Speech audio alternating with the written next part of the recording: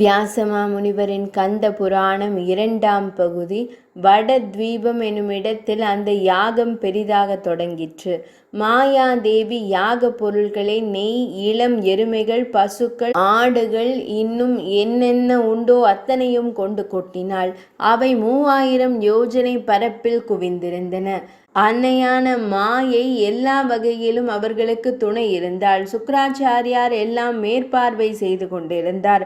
அசுரர்கள் எப்போதும் வைராகியத்திற்கும் விடாமுயற்சிக்கும் பெயர் பெற்றவர்கள், நினைத்ததை முடிக்கும் போராட்ட குணம் மிக்கவர்கள்.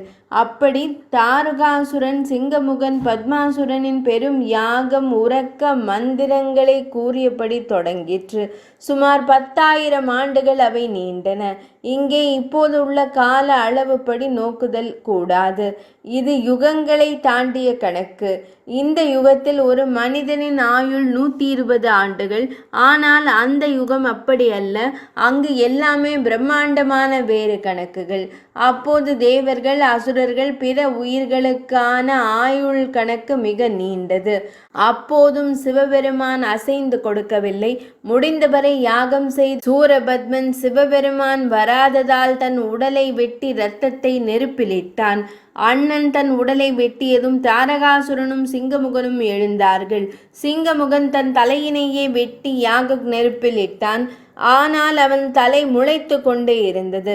இன்னொரு புறம் பத்மாசுரன் செய்தது போல் தாரகாசுரனும் தன் குருதியினை பொழிந்து சிவபெருமானை அழைத்தான். சிவனார் அப்போதும் வரவில்லை. கடைசியில், சிவனே, என்னை ஏற்றுக்கொள்ளுங்கள், என் பக்தி நிஜமானது என்றால் ஏற்றுக்கொள்ளுங்கள் என கூறி சூரபத்மன் நெருப்பில் குதித்தான். அப்படியே எல்லோரும் குதித்தார்கள். அப்போதுதான் சிவனார் வந்தார்.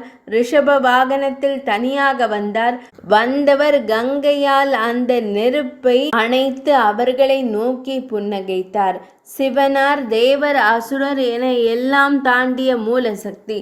அவரை பொறுத்தவரை தேவர்களும் அசுரர்களும் தங்கள் கர்மம் செய்ய உருவாக்கப்பட்டார்கள். இரு தனித்தனி சக்திகள். இங்கே கவனிக்கப்பட வேண்டிய விஷயம், தட்சனின் யாகத்திற்கு சிவனாரை மீறி தேவர்கள் சென்றார்கள். அன்னை பார்வதி பிரிந்தாலும், சதி தேவி பிரிந்தாலும் தனியே இருக்கும் சிவனார் குறித்து அவர்களுக்கு பெரிதான கவலை இல்லை. ஆளுக்காளுக்கு ஆட்டம் போட்டு கொண்டிருந்தார்கள். யாரும் சிவனாரை தேடவில்லை. ஆனால் அசுரர்கள் தேடினார்கள். சுக்கிராச்சாரியாரின் தூண்டுதல் உள்ளுர இருந்தாலும் சூரபத்மனும் அவன் சகோதரர்களும் கொண்டிருந்த சிவபக்தி அலாதியானது, அபாரமானது. யாராலும் அப்படி வைராக்கியமாக நிற்க இயலாது.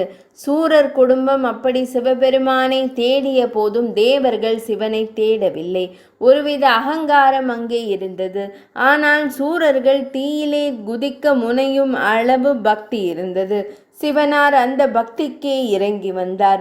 10,000 ஆண்டு யாகம் செய்த சூரர் குலம் அந்த வரத்தை மிக நுணுக்கமாக கேட்டது.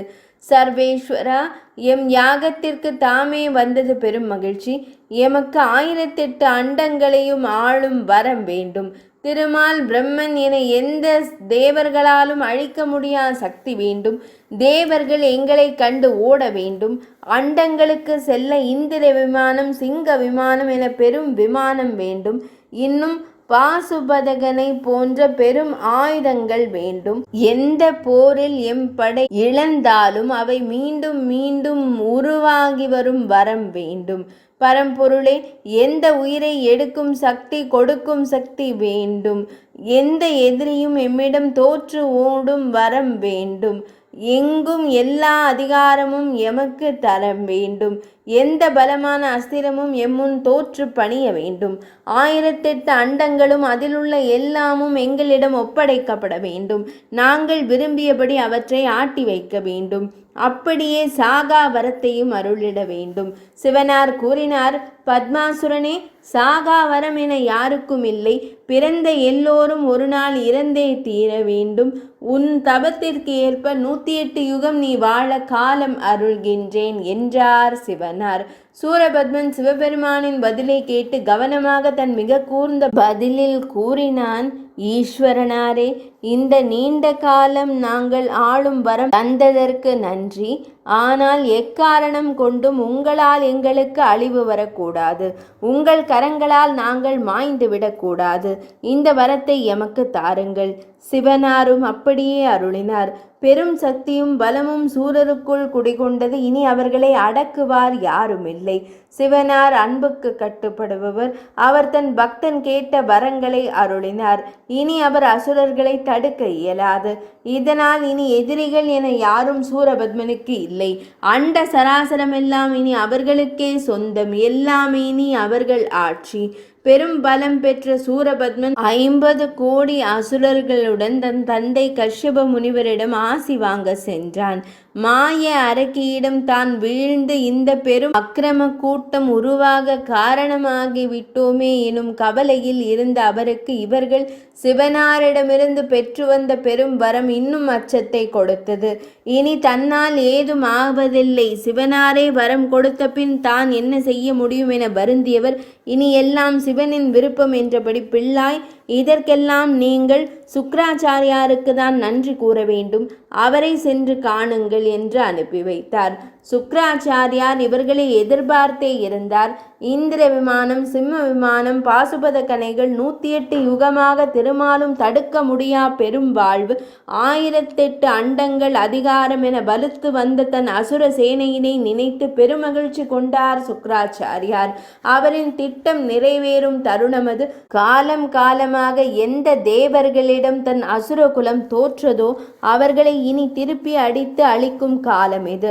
பிரம்மதேவர், திருமால் எனும் அந்த சக்திகள் தான் அடிக்கடி இவர் பெரும் கனவில் தடை கொடுத்தார்கள். அதிலும் திருமால் வந்து அடிக்கடி இடையூறு செய்பவர்.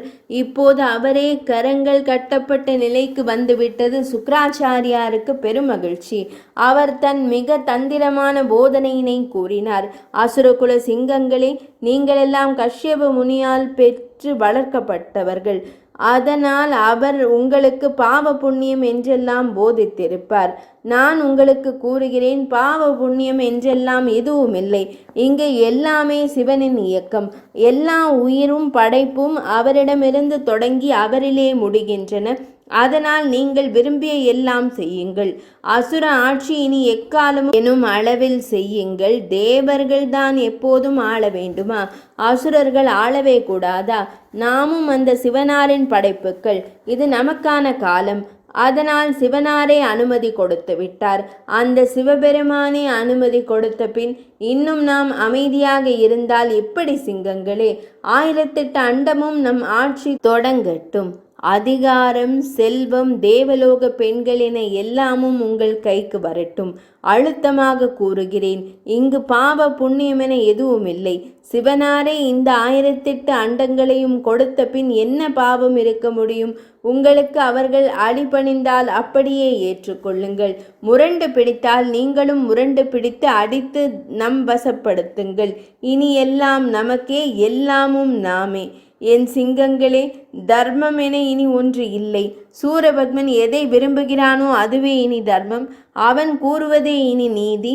அவனே இனி 1008 அண்டங்களின் ஒரே அரசன்.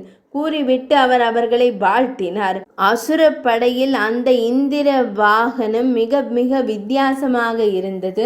10 கோடி பறக்கும் குதிரைகள் கொண்ட அந்த தேர் 1 கோடி சூரியனை போல மின்னியது. நொடிக்குள் 10,000 யோஜனை பரப்பை அது தாண்டும். எவ்வளவு சுமையும் அது சுமந்து செல்லும். அதன் வேகத்திற்கும் வலிமைக்கும் ஈடு ஏதுமில்லை. மின்னலின் வேகமெல்லாம் அதன் முன் ஒன்றுமில்லை. சிங்கமுகன் தேரை 10 லட்சம் பறக்கும் யானைகள் இழுத்தன. அங்கே பூதங்களும் தாங்கின. தாருகாசுரனின் தேர் 10,000 பறக்கும் குதிரைகளால் இயக்கப்பட்டது. 50 கோடி பேர் கொண்ட படை. பெரும் வலிமையானவர்களை கொண்ட இப்படைக்கு முதலில் தேவை செல்வம். அதுதான் அடுத்தடுத்த வெற்றிக்கு அடிப்படை.